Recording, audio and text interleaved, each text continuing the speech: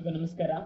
ನಾನು Kasimappa Gunjalli, real coaching classes Bengaluru ವತಿಯಿಂದ ಆತ್ಮೀಯ ಸ್ಪರ್ಧಾ ಮಿತ್ರರೇ ಹಾಗೂ ವಿದ್ಯಾರ್ಥಿ ಬಳಗದವರೇ, ಇವತ್ತಿನಿಂದ ಇನ್ನೇನು GPSTR ಪರೀಕ್ಷಾ ತಯಾರಿ ತರಗತಿಗಳನ್ನು ಆರಂಭವಾಗಲಿದ್ದೇವೆ ನಮ್ಮ ಒಂದು ಕೋಚಿಂಗ್ ಕ್ಲಾಸಸ್ ವತಿಯಿಂದ.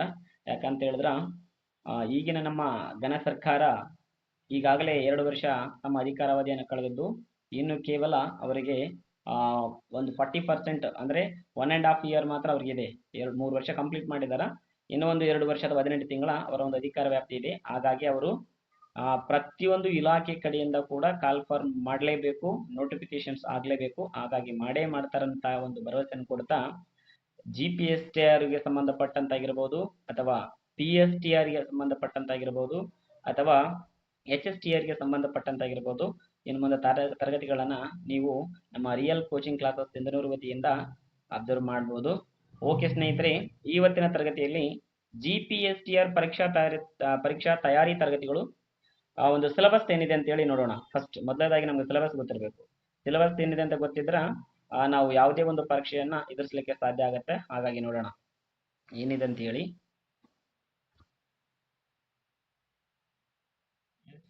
ನೋಡ್ರಿ, ನೀವೆಲ್ಲ ಅಬ್ಸರ್ವ್ ಮಾಡ್ತಿದ್ರೆ ಸ್ಕ್ರೀನ್ ಅಲ್ಲಿ ಏನಿದೆ ಅಂತ ಹೇಳಿ. GPSTR mean graduation primary school teacher recruitment ಅಂತ ಹೇಳಿ 2026 ಪೇಪರ್. ಇದರಲ್ಲಿ ಬಂದ್ಬಿಟ್ಟು 3 ಪೇಪರ್ಗಳು ಬರ್ತವೆ. Paper 1, paper 2, paper 3. ಅದರಲ್ಲಿ ಯಾವ್ಯಾವ ಸಬ್ಜೆಕ್ಟ್ಗಳು ಬರ್ತವೆ, ಎಷ್ಟೆಷ್ಟು ಮಾರ್ಕ್ಸ್ ಇರುತ್ತೆ ಒಂದು ಪತ್ರಿಕೆ ಅಂತ ಹೇಳಿ ತಿಳ್ಕೊಳ್ಳೋದು ಬಹಳಷ್ಟು ಮುಖ್ಯವಾಗುತ್ತೆ. ಹಾಗಾದ್ರೆ ಮೊದಲನೇದಾಗಿ ನೋಡ್ಬೇಕಾದ್ರೆ ಪೇಪರ್ 1 ಇದರಲ್ಲಿ ಭಾಷಾ ಅಥವಾ ಲ್ಯಾಂಗ್ವೇಜ್ಗೆ ಸಂಬಂಧಪಟ್ಟಂತೆ ಕನ್ನಡ ಅಥವಾ ಇಂಗ್ಲಿಷ್ ಇದಕ್ಕೆ ಸಂಬಂಧಪಟ್ಟಂತ ಮಲ್ಟಿಪಲ್ ಚಾಯ್ಸ್ ಕ್ವೆಶನ್ಸ್ ಇರುತ್ತೆ. ಇದರಲ್ಲಿ MCQ ಎಷ್ಟಿರುತ್ತೆ ಅಂತ ಹೇಳಿದ್ರೆ 150 ಮಾರ್ಕ್ಸ್. ಓಕೆ, ಈಗ ನೀವು ಸರ್ ನಾವು ಕಂಪ್ಲೀಟ್ ಆಗಿ ಕನ್ನಡ ತಗೋಬೇಕಾ ಇಂಗ್ಲಿಷ್ ತಗೋಬೇಕಾ ಅಂತ ಹೇಳಿ ಇರುತ್ತೆ. ಅವ್ರವ್ರ ಆಯ್ಕೆ ಬಿಟ್ಟಂತದ್ದು. ನಾವು ಕನ್ನಡದಲ್ಲಿ ನಮಗೆ ನಾಲೆಜ್ ಇದೆ ಅಂತ ಹೇಳಿದ್ರೆ ಕನ್ನಡ ತಗೊಂಡು ಎಕ್ಸಾಮ್ ಅನ್ನ ಬರೀಬಹುದು. ಇಲ್ಲಿ ಇಂಗ್ಲಿಷ್ ನಲ್ಲಿ ನಮಗೆ ನಾಲೆಜ್ ಚೆನ್ನಾಗಿದೆ ಪರವಾಗಿಲ್ಲ ಅಂತ ಹೇಳಿದ್ರೆ ಇಂಗ್ಲಿಷ್ ಒಂದು ಭಾಷೆನ ಆಯ್ಕೆ ಮಾಡಿಕೊಂಡು ಅದರಲ್ಲಿ ಕೂಡ ಪರೀಕ್ಷೆಯನ್ನು ಬರೀಬಹುದು. ಈ ಫಸ್ಟ್ ಏನ್ ಕೊಟ್ಟಿದ್ದಾರೆ ಅವ್ರು ನೋಡ್ರಿ, ಪಾರ್ಟ್ಸ್ ಆಫ್ ಸ್ಪೀಚ್ ಇಂಗ್ಲಿಷ್ ನಲ್ಲಿ ಇದೆ, ಆಮೇಲೆ ಟೆನ್ಸಸ್, ಆಮೇಲೆ vocabulary, reading comprehensions and proverbs or rhyming words ಇದಕ್ಕೆ ಸಂಬಂಧಪಟ್ಟಂತದ್ದು ಇಂಗ್ಲಿಷ್ನವರಿಗೆ ಸಂಬಂಧಪಟ್ಟಂತ ಒಂದು ಪತ್ರಿಕೆ ಇದು. ಕನ್ನಡದಲ್ಲಿ ನಾನು ತರ್ತೇನೆ. ನೆಕ್ಸ್ಟ್ ನೋಡೋಣ ಮುಂದಿನದು ಏನಿದೆ ಅಂತ ಹೇಳಿ.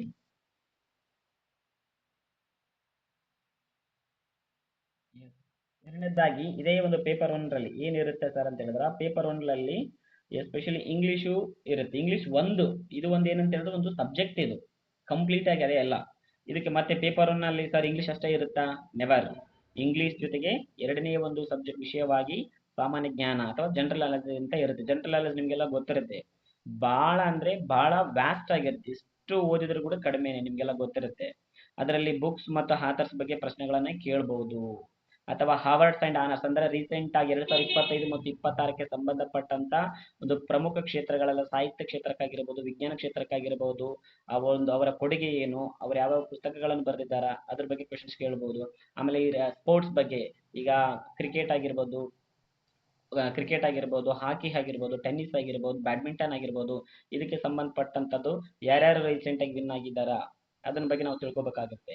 ನೆಕ್ಸ್ಟ್ ಇಂಡಿಯನ್ ಕಲ್ಚರ್ ಅಂದ್ರೆ ಭಾರತೀಯ ಸಂಸ್ಕೃತಿ. ಓಕೆ, ಇದ್ರ ಬಗ್ಗೆ ನಾವು ಗಮನ ಹರಿಸಬೇಕು. ಸಾಮಾನ್ಯ ಜ್ಞಾನದಲ್ಲಿ ಕರೆನ್ಸಿ ಅಂದ್ರೆ ಬೇರೆ ಬೇರೆ ದೇಶಗಳಲ್ಲಿ ಬೇರೆ ಬೇರೆ ಕರೆನ್ಸಿ ಇರುತ್ತೆ. ಸಪೋಸ್ ಎಕ್ಸಾಂಪಲ್ ಜಪಾನ್ದು ಕರೆನ್ಸಿ, ನ್ಯಾಷನಲ್ ಕರೆನ್ಸಿ ಏನು.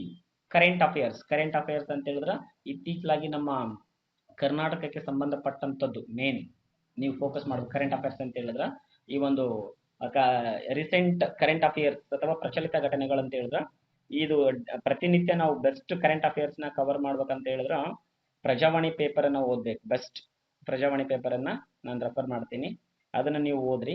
ಜೊತೆಗೆ ಜಿಯೋಗ್ರಫಿಕಲ್ ಬೇಸಿಕ್ಸ್ ಅಂತ ಹೇಳಿದ್ರೆ ಈಗ ಒಂದು ಭೌಗೋಳಶಾಸ್ತ್ರಕ್ಕೆ ಸಂಬಂಧಪಟ್ಟಂತದ್ದು, ಕರ್ನಾಟಕದ ಭೌಗೋಳಿಕ ಶಾಸ್ತ್ರಕ್ಕೆ ಸಂಬಂಧಪಟ್ಟಂತದ್ದು ನೀವು ಚೆನ್ನಾಗಿ ಸ್ಟಡಿ ಮಾಡಿದ್ರೆ ಕವರ್ ಆಗುತ್ತೆ. ನೆಕ್ಸ್ಟ್ ಮುಂದೆ ಏನಿದೆ ಸರ್ ಅಂತ ಹೇಳಿದ್ರೆ, ನೆಕ್ಸ್ಟ್ ಏನಿದೆ ನೋಡ್ರಿ, ಮಾನಸಿಕ ಸಾಮರ್ಥ್ಯದಲ್ಲಿ ಏನೇನು ಬರುತ್ತೆ? Coding and decoding. ನೀವೆಲ್ಲ ಪ್ರತಿಯೊಂದು ಪರೀಕ್ಷೆಯಲ್ಲಿ ಈ ಪ್ರಶ್ನೆ ಇದಿರುತ್ತೆ. Coding and decoding, blood relations questions ಇರುತ್ತೆ, ಹೌದಾ? ಬ್ಲಡ್ ರಿಲೇಷನ್ಗೆ ಸಂಬಂಧಪಟ್ಟಂತೆ ಇರುತ್ತೆ. ನೆಕ್ಸ್ಟ್ ವೆನ್ ಡಯಾಗ್ರಾಮ್ಗೆ ಸಂಬಂಧಪಟ್ಟಂತೆ ಇರುತ್ತೆ. ಮಿಸ್ಸಿಂಗ್ ನಂಬರ್ಸ್ ಅಂದ್ರೆ ಸೀರೀಸ್ ಕೊಟ್ಟಿರ್ತಾರೆ, ಒಂದು ನಂಬರ್ ಅನ್ನು ಬಿಟ್ಟಿರ್ತಾರೆ. ಲಾಜಿಕಲ್ ರೀಸನಿಂಗ್ಸ್ ಇರುತ್ತೆ, ಇದ್ರ ಬಗ್ಗೆ ಕೂಡ ಗಮನ ಹರಿಸಬೇಕು. ನೆಕ್ಸ್ಟ್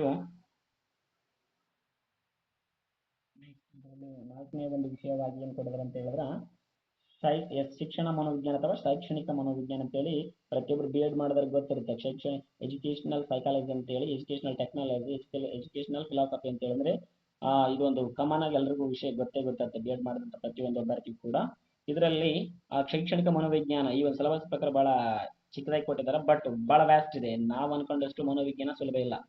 ಈಗ ಸಪೋಸ್ ಬೆಸ್ಟ್ ಆಥರ್ ಬರೋ ಮನೋವಿಜ್ಞಾನಿಕ ಯಾರು ಅಂತ ಹೇಳಿದ್ರೆ ನಿಮ್ಗೆಲ್ಲ ಗೊತ್ತಿರುತ್ತೆ, ವಾಮದೇವಪ್ಪ ಅಂತೇಳಿ. ವಾಮದೇವಪ್ಪನ ಪುಸ್ತಕವನ್ನ ಭಾಳ ಅಂದ್ರೆ ಭಾಳ ಚೆನ್ನಾಗಿ ಓದ್ಕೋಬೇಕು ನಾವು.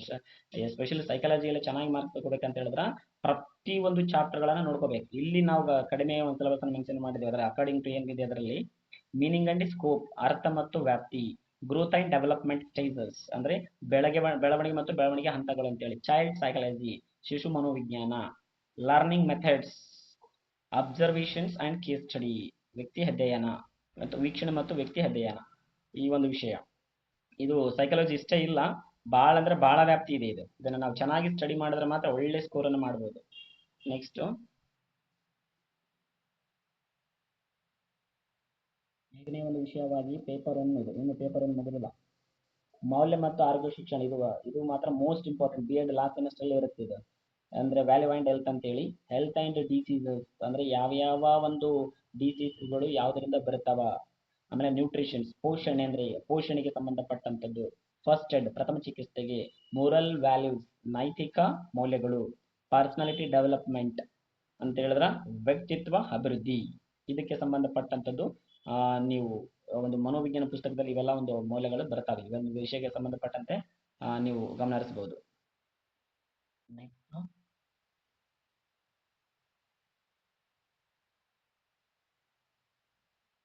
ಏನಿದೆ ನೋಡ್ರಿ, ಕಂಪ್ಯೂಟರ್ ಜ್ಞಾನ ಅಥವಾ ಕಂಪ್ಯೂಟರ್ ಲಿಟ್ರಸಿ ಅಂತೇಳಿ.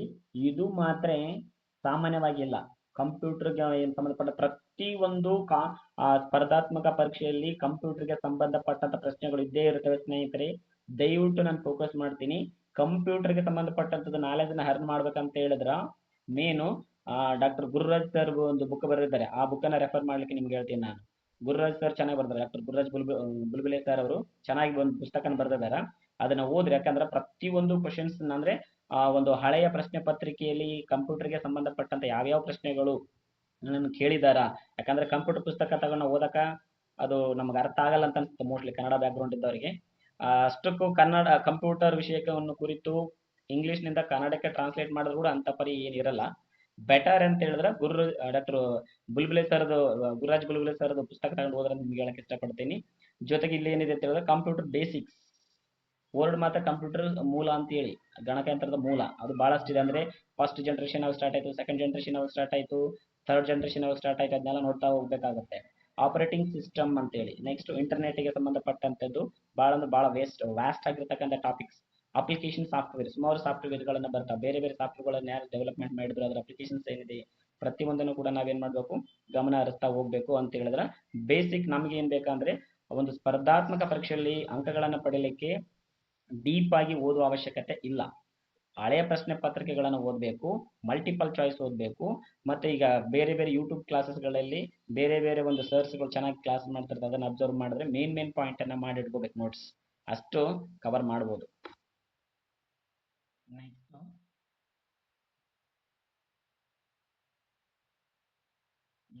ನೆಕ್ಸ್ಟ್ ಏನು ನೋಡಿದಲ್ಲ ನಾವು, ಅದೇನಾಗಿರುತ್ತೆ ಅಂತ ಹೇಳಿದ್ರೆ ಪೇಪರ್ ಒನ್ಗೆ ಸಂಬಂಧಪಟ್ಟಂತ ಅಷ್ಟು ಸಬ್ಜೆಕ್ಟ್ಗಳು ಇದಾವೆ. 150 ಮಾರ್ಕ್ ನೀವೆಲ್ಲ ನೋಡಿದ್ರೆ 150 ಮಾರ್ಕ್ಸ್ ಇರುತ್ತೆ ಪೇಪರ್ ಒನ್, ಮಲ್ಟಿಪಲ್ ಚಾಯ್ಸ್ ಇರುತ್ತೆ. ನೆಕ್ಸ್ಟ್ ಪೇಪರ್ 2 ಸಿಲೆಬಸ್ ಏನಿದೆ ಅಂತ ಹೇಳಿದ್ರೆ ಮಲ್ಟಿಪಲ್ ಚಾಯ್ಸ್ ವಿತ್ ಡಿಸ್ಕ್ರಿಪ್ಟಿವ್ ಇರುತ್ತೆ 150 ಮಾರ್ಕ್ಸ್ಗೆ. ಇದು ಮುಖ್ಯ ವಿಷಯ ಅಂದ್ರೆ ಮೇನ್ ಸಬ್ಜೆಕ್ಟ್ಸ್ ಏನಿರುತ್ತವಲ್ಲ ಅದಕ್ಕೆ ಸಂಬಂಧಪಟ್ಟಂತದ್ದು ಪೇಪರ್ 2. ಅದು English, suppose example one English ಏನಾದ್ರು ಮುಖ್ಯ ವಿಷಯ ಆಗಿದ್ರೆ ಅದರಲ್ಲಿ ಏನೇನು ಬರುತ್ತೆ, ರೀಡಿಂಗ್ ಕಂಪ್ರೆನ್ಷನ್ ಅಂತ ಹೇಳಿದ್ರೆ ಒಂದು ಪ್ಯಾಸೇಜ್ ಕೊಟ್ಟಿರ್ತಾರೆ, ಒಂದು ಅಥವಾ ಎರಡು ಪ್ಯಾಸೇಜ್ಗಳು ಕೊಟ್ಟಿರ್ತಾರೆ. ಆ ಪ್ಯಾಸೇಜ್ ಅನ್ನ ಚೆನ್ನಾಗಿ ನಾವು ಓದ್ಕೊಂಡು ಅನಾಲಿಸಿಸ್ ಮಾಡಿ ಅದಕ್ಕೆ ಸಂಬಂಧಪಟ್ಟ ಪ್ರಶ್ನೆಗಳಿಗೆ ಆನ್ಸರ್ ಮಾಡಬೇಕು.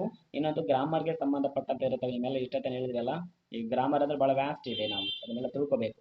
ಆಮೇಲೆ ವೊಕ್ಯಾಬ್ಲರಿ, ಹೌದಾ, ಪದ ಸಂಗ್ರಹಣ, ಆಮೇಲೆ ರೈಟಿಂಗ್ ಸ್ಕಿಲ್ಸ್ಗೆ ಸಂಬಂಧಪಟ್ಟಂತಾಗಿರ್ಬೋದು ಅಥವಾ ಟೀಚಿಂಗ್ ಮೆಥಡ್ಸ್ ಅಂದ್ರೆ ಬೋಧನಾ ಒಂದು ವಿಧಾನಕ್ಕೆ ಸಂಬಂಧಪಟ್ಟ ಪ್ರಶ್ನೆಗಳನ್ನ ಈ ಒಂದು ವಿಷಯದಲ್ಲಿ ಕೇಳ್ತಾರೆ. ಇದು 150 ಮಾರ್ಕ್ಸ್ ಇರುತ್ತೆ ಪೇಪರ್ 2. ನೆಕ್ಸ್ಟ್ ನೋಡ್ತಾ ಹೋಗ್ರಿ.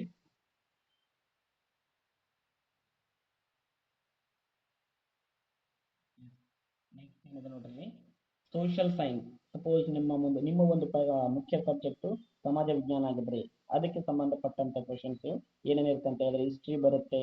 ಆಮೇಲೆ ನೆಕ್ಸ್ಟ್ ಹಿಸ್ಟ್ರಿಯಲ್ಲಿ source of history and Harappa and Vedic age, ಮತ್ತು ನೆಕ್ಸ್ಟ್ ಆನ್ಸೆಂಟ್ ಇಂಡಿಯಾ. ಹೌದಾ, ಆನ್ಸೆಂಟ್ ಇಂಡಿಯಾಕ್ಕೆ ಸಂಬಂಧಪಟ್ಟಂತ ಆಗಿರ್ಬೋದು, ಬೇರೆ ಬೇರೆ ಟಾಪಿಕ್ಗಳು ಬರ್ತೇನೆ ಸಮಾಜ ವಿಜ್ಞಾನದ ಒಂದೇ ಅಲ್ಲ. ನೆಕ್ಸ್ಟ್ ನೋಡ್ರಿ, ಮುಂದೆ ತೋರಿಸ್ತೀನಿ ನಿಮಗೆ. ಸಮಾಜ ವಿಜ್ಞಾನ ಅಂದ್ರೆ ಕೇವಲ ಇತಿಹಾಸ ಅಲ್ಲ, ಅದರಲ್ಲಿ ರಾಜ್ಯಶಾಸ್ತ್ರವು ಕೂಡ ಒಂದು ವಿಷಯ. ರಾಜ್ಯಶಾಸ್ತ್ರಕ್ಕೆ ಸಂಬಂಧಪಟ್ಟಂತ ಪ್ರಶ್ನೆಗಳನ್ನು ಕೂಡ ಕೇಳ್ಬೋದು. Indian constitution main subject. ಈಗ ಪ್ರತಿ ಒಂದು ಪರೀಕ್ಷೆಯಲ್ಲಿ ಪ್ರಮುಖವಾಗಿ ಬಹುಮುಖ್ಯವಾದಂತಹ ಒಂದು ವಿಷಯ ಅಂತ ಹೇಳಿದ್ರೆ ಭಾರತೀಯ ಸಂವಿಧಾನಕ್ಕೆ ಸಂಬಂಧಪಟ್ಟಂತ ಪ್ರಶ್ನೆಗಳನ್ನು ಕೇಳ್ತಾರ. ಹಾಗಾಗಿ ನಾವು ಅದ್ರ ಬಗ್ಗೆ ಕೂಡ ಗಮನ ಹರಿಸಬೇಕು. Indian constitution, fundamental rights, fundamental duties, government structures, ಇದ್ರ ಬಗ್ಗೆ ಕೂಡ ಒಂದು ಪ್ರಶ್ನೆಗಳನ್ನ ಕೇಳ್ತಾರೆ. ಈ ಒಂದು ಯಾವುದಂತ ಹೇಳಿದ್ರೆ ಸಮಾಜ ವಿಜ್ಞಾನ. ಸಮಾಜ ವಿಜ್ಞಾನ ಅಂತ ಹೇಳಿದ್ರೆ ಕೇವಲ ಇತಿಹಾಸ ಅಲ್ಲ, ಕೇವಲ ಭೂಗೋಳಶಾಸ್ತ್ರ ಅಲ್ಲ, ಕೇವಲ ರಾಜ್ಯಶಾಸ್ತ್ರ ಅಲ್ಲ, ಕೇವಲ ಅರ್ಥಶಾಸ್ತ್ರನೂ ಅಲ್ಲ. ಇವುಗಳೆಲ್ಲವನ್ನು ಒಗ್ಗೂಡಿಸಿಕೊಂಡು ಸಮಾಜ ವಿಜ್ಞಾನ ಆಗಿರುತ್ತೆ. ಹಾಗಾಗಿ ಬಹಳ ಪ್ರಮುಖವಾದಂತ ಒಂದು ವಿಷಯ, ಚೆನ್ನಾಗಿ ಓದ್ಕೋಬೇಕು.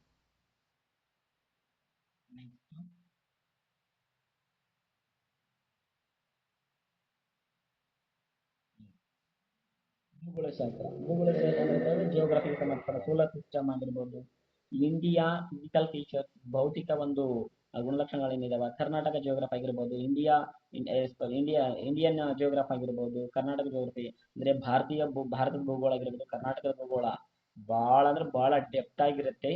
ಇದನ್ನು ಕೂಡ ಚೆನ್ನಾಗಿ ನಾವು ಅಭ್ಯಾಸ ಮಾಡ್ಕೋಬಹುದು. ಪೇಪರ್ 2 ಅಲ್ಲಿ ಸಮಾಜ ವಿಜ್ಞಾನವನ್ನು ಮುಖ್ಯ ಸಬ್ಜೆಕ್ಟ್ ಅನ್ನಾಗಿ ತೆಗೆದುಕೊಳ್ತಕ್ಕಂಥ ಅಭ್ಯರ್ಥಿಗಳು. ನೆಕ್ಸ್ಟ್ ಅರ್ಥಶಾಸ್ತ್ರ. ಅರ್ಥಶಾಸ್ತ್ರ ಇಲ್ಲಿ ಏನಿದೆ ಅಂತ ಹೇಳಿದ್ರ, ನಾವು ಪಠ್ಯ ಪುಸ್ತಕದಲ್ಲಿ ಓದುವಂತ ಅರ್ಥಶಾಸ್ತ್ರದಲ್ಲಿ ಕೆಲವು ಪ್ರಶ್ನೆಗಳು ಬಂದ್ರೆ ಕರೆಂಟ್ ಎಕಾನಮಿ ಅಂತೇಳಿ ಬರುತ್ತೆ. ಅಂತ ಹೇಳಿದ್ರ ಪ್ರಚಲಿತ ಅರ್ಥಶಾಸ್ತ್ರ ಏನಿದೆ ದೇಶದಲ್ಲಿ ಏನ್ ನಡೀತಾ ಇದೆ, ಎಕನಾಮಿಕಲ್ ಇಶ್ಯೂಸ್ ಏನ್ ಇದಾವ ಅದಕ್ಕೆ ಸಂಬಂಧಪಟ್ಟಂತ ಪ್ರಶ್ನೆಗಳು ಕೂಡ ಬರ್ತವೆ. ಹಾಗಾಗಿ ಅದ್ರ ಬಗ್ಗೆ ಕೂಡ ನಾವು ಗಮನ ಹರಿಸಬೇಕು.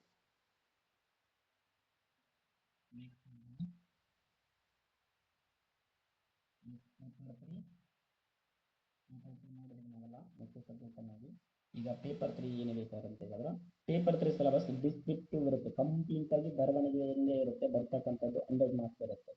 ಇದು ಲ್ಯಾಂಗ್ವೇಜ್ ಅಥವಾ ಭಾಷಾ ಪೇಪರ್. ಇದು ಕಂಪ್ಲೀಟ್ ಆಗಿ ಕನ್ನಡ ಇದ್ದವರು ಕನ್ನಡ, ಇಂಗ್ಲಿಷ್ ಇದ್ದವರು ಇಂಗ್ಲಿಷು, ಉರ್ದು ಇದ್ದವರು ಉರ್ದು, ತೆಲುಗು ಇದ್ದವರು ತೆಲುಗು, ನೆಕ್ಸ್ಟ್ ಮರಾಠಿ ಇದ್ದವರು ಮರಾಠಿ, ಇವೆಲ್ಲವಷ್ಟು ಏನಿದೆಯಲ್ಲ ಭಾಷಾ ಪೇಪರ್. ಇದು ಪ್ರಬಂಧ ಇರುತ್ತೆ ಅದರಲ್ಲಿ, ಎಸ್ಸೆ ರೈಟಿಂಗ್ ಅಂತ ಕರೀತಾರ.